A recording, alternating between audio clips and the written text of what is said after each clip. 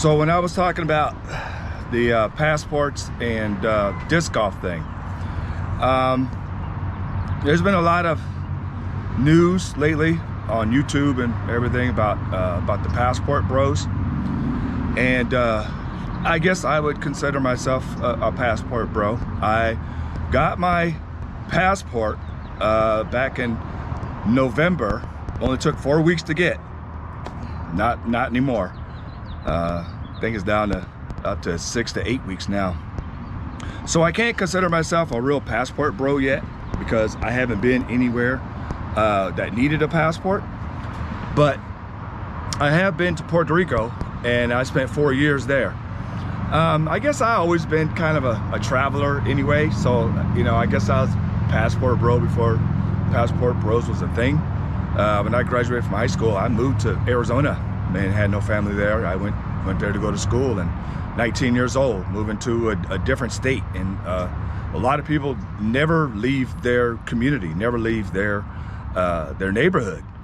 But I was, you know, brave enough to go out and do it. I had my mother and my father in my life. My father is the one that taught me to be a man, and that's the reason that I'm a man today, because of him, not in spite of him.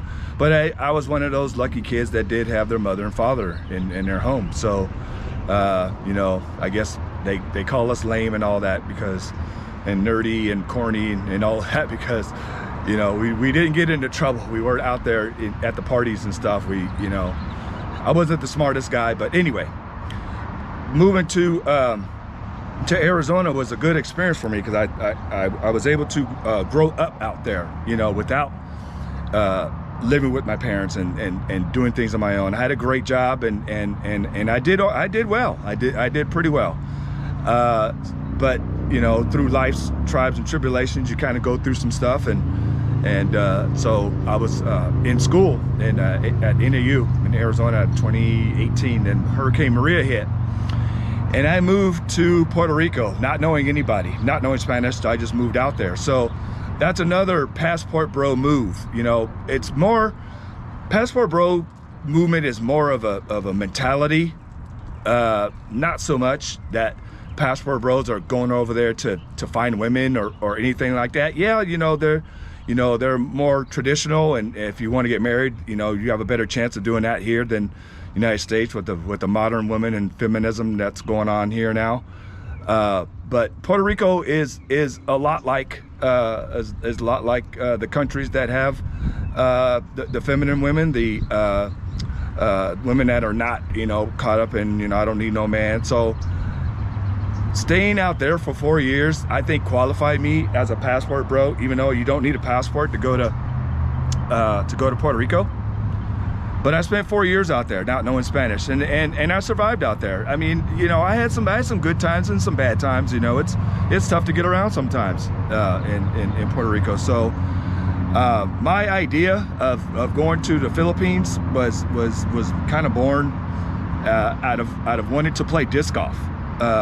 Disc golf, it has courses all over the world, all over 60 plus countries has disc golf, and you need a passport to go play in all of these different places. So I was trying to get my passport in 2020, and we all know what happened in 2020.